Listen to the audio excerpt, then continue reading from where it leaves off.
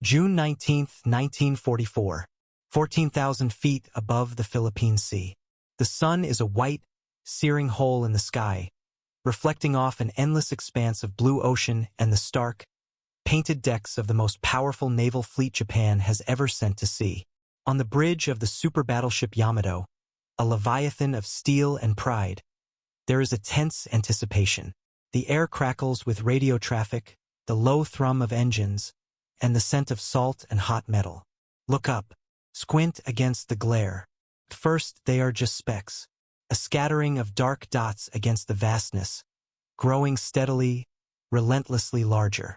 The air raid alarm klaxons begin to wail across the fleet, a sound that twists the stomach of even the most seasoned sailor. But aboard the Japanese vessels, from the massive flight decks of the carriers to the bristling gun tubs of the battleships, the initial fear is quickly replaced by a familiar, almost arrogant confidence. On the deck of the heavy cruiser Haguro, Petty Officer Kiyoshi Tanaka, his face already slick with sweat, swings the twin handles of his Type 96 25mm anti-aircraft cannon. His crew moves with a drilled precision, feeding the curved ammunition clips, their eyes fixed on the approaching formation. Tanaka tracks the lead aircraft. He can make out the shape now, the distinct silhouette of an American SBD Dauntless. He's seen them before. He's been told what to do. He waits. He lets them come. The doctrine is clear, burned into his muscle memory. Let the enemy close the range. The Type 96 is most effective inside 1,000 meters. At that distance, the sky would be thick with a storm of shrapnel and tracers, a curtain of steel no plane could penetrate. He watches the altimeters. 12,000 feet, 11,000, 10,000. Any second now, he thinks. Any second they will level out or begin their shallow approach. They will enter our kill zone. But they don't. Instead, the lead Dauntless seems to tilt its nose up for a moment, as if pausing, and then it falls out of the sky. It isn't a gentle descent. It's a near-vertical plunge. The pilot has kicked his rudder, standing the plane on its wing, committing to a 70-degree dive. The other SBDs follow in a terrifying, graceful sequence, a cascade of aircraft turning themselves into falling silver daggers. Tanaka's confidence evaporates. He shoves the handles forward, elevating the barrels, straining them to their absolute mechanical limit. The gears whine in protest. He's aiming almost straight up now, the sun blinding him. His finger tightens on the trigger, and the cannon erupts in a deafening, chattering roar. Tack, tack, tack, tack, tack. Orange tracers streak upwards. But they arc. They curve lazily at first, then desperately before sputtering out, thousands of feet short of their target. The Dauntless are diving from an altitude his shells cannot touch. He is firing at ghosts, at silhouettes against a sun that offers no mercy. He is powerless. He can do nothing but watch, his weapon useless in his hands, as the American bombers position themselves for the most accurate kill shot in naval warfare. And he realizes, with a cold dread that freezes the sweat on his skin, that the sky itself has become a weapon against which he has no defense. Inside the cockpit of his SBD Dauntless, Lieutenant James Jig Lee feels the world warp. The engine's roar fades into a screaming wind, a hurricane force trying to tear the control surfaces from his hands. His body is heavy, pressed into his seat by the relentless pull of gravity. The altimeter needle spins counterclockwise, a dizzying countdown. The entire aircraft shudders, a symphony of straining metal and aerodynamic forces. This was the moment of truth. The dive. It wasn't just flying. It was a controlled crash from the heavens. Through his perforated dive brakes, deployed to keep his speed from redlining, he could see his target. The massive, pagoda-masted silhouette of the Yamato was no longer a distant toy on the ocean.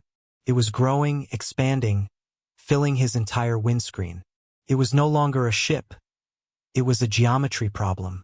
A problem of angles, wind, and velocity that he had to solve perfectly in the next 60 seconds. Down below, the perspective was even more terrifying.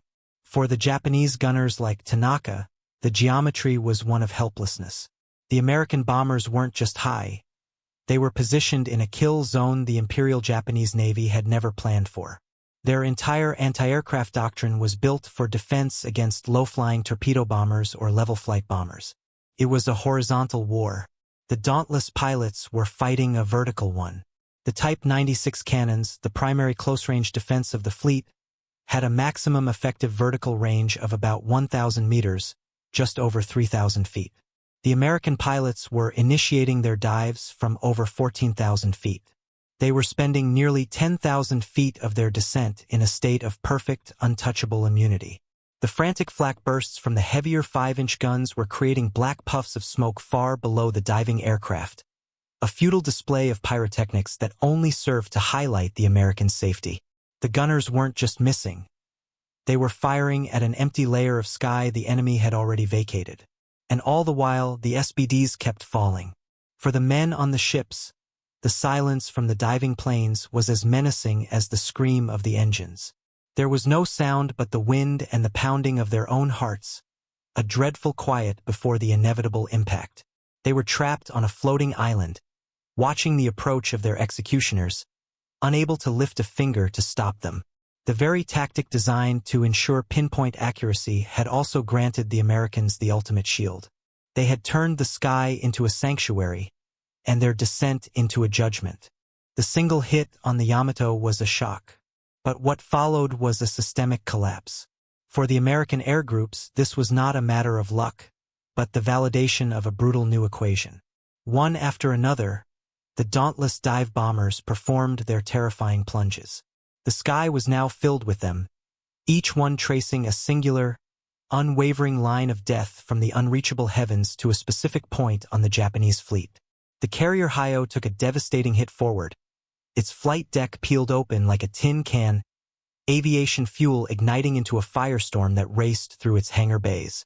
The carrier Junyo was similarly mauled, a bomb exploding deep enough to cripple its power and snuff out its combat effectiveness. The strikes came with a rhythmic, industrial precision. This was the great Marianas Turkey Shoot, reaching its logical, devastating conclusion. The Japanese had lost the air battle above. Now they were losing the ship battle below.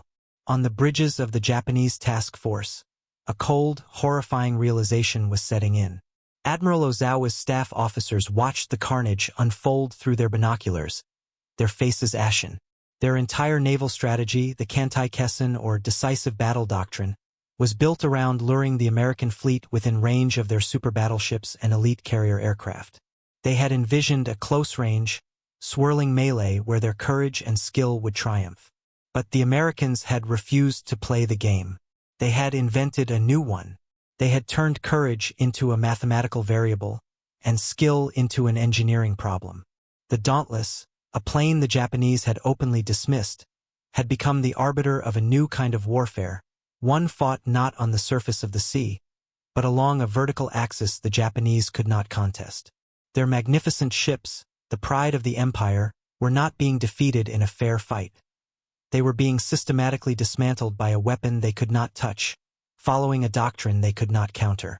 The Imperial Japanese Navy was not just losing a battle. It was witnessing the obsolescence of its very soul. And as the surviving American planes formed up and disappeared over the horizon, they left behind a burning fleet, and a silence broken only by the cries of the wounded and the crackle of flames. A silence that asked one terrifying question: if we cannot stop them when they dive from such a height, how can we ever stop them at all? A sharp clunk reverberates through the dauntless airframe, a sudden physical jolt as the 1,000-pound semi-armor-piercing bomb separates from its belly. In an instant, Lieutenant Lee's aircraft becomes startlingly lighter. The physics of the moment are violent and immediate.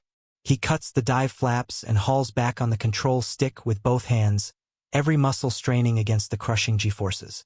The world outside the cockpit blurs into a gray tunnel. Blood is forced from his head, his vision spotting as the immense weight of the pullout presses him deep into his seat. The engine groans, the wings creak in protest, threatening to snap under the strain. He is fighting to pull his plane out of its suicidal trajectory, to escape the very devastation he has just unleashed. He doesn't see the bomb's impact. He feels it. Below, on the deck of the Yamato, The final seconds stretch into an eternity. The screaming whistle of the falling bomb is a sound that chills the soul, a high-pitched herald of doom that cuts through the cacophony of guns and engines.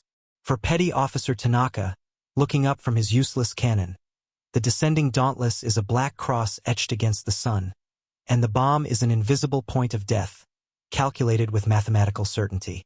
There is no escape, no dodging, no last-second maneuver. The 1,000-pound bomb strikes the Yamato's deck not with a mere explosion, but with a cataclysmic, localized earthquake. It does not scatter its force widely. It was designed for this single, brutal purpose: to punch through armored flight decks or battleship steel before detonating deep within the ship's vitals. A flash of incandescent white light is followed by a deep, muffled whump that is felt in the bones of every sailor aboard. A plume of dark smoke, shot through with angry orange flame, erupts from the point of impact. Shrapnel and debris are hurled hundreds of feet into the air. The great battleship shudders from bow to stern, a Titan wounded. But the true damage is hidden from view, a spreading internal hemorrhage of fire and twisted steel deep within her hull. The American pilots, now leveling out just above the wavetops and pushing their throttles forward for escape, don't need to see it. They know. They have delivered the mail. And as they skim away, the sea around them begins to boil with the impacts of shells from a fleet that is only now realizing its core defense has been rendered utterly, terrifyingly obsolete. This wasn't luck. This was a brutal, perfected science, born from years of painful failure and relentless innovation.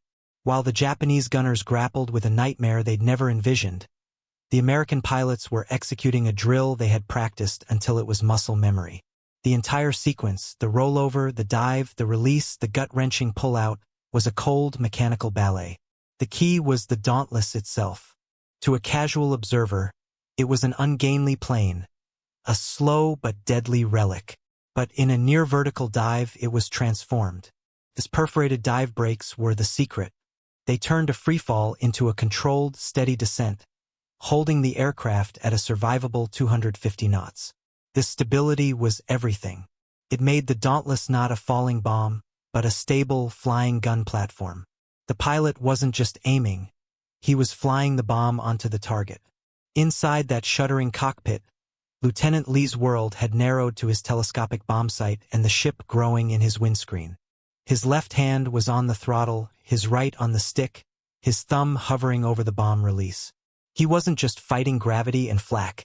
He was cross-referencing wind drift, calculating his own airspeed, making micro-adjustments against the ship's predictable movement. The entire Japanese fleet was zigzagging below him, but from his vantage point it was moving in slow motion. He was a hawk and the Yamato was a mouse in an open field. For 30, 40, 50 seconds he held his dive. The deck of the battleship was no longer a vague shape. He could see individual details, the gun turrets, the superstructure, the frantic, tiny figures of the crew running for cover. The fear was there, a cold knot in his stomach, but it was overshadowed by an immense, focused pressure. One mistake. A pull-out too late and he'd slam into the ocean. Too early and he'd waste the bomb and expose his vulnerable underside to the light flak that was now finally, desperately, starting to reach up towards him. He ignored it all.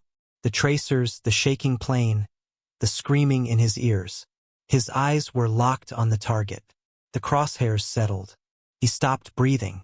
And in that moment of perfect, terrifying alignment, he pressed the release.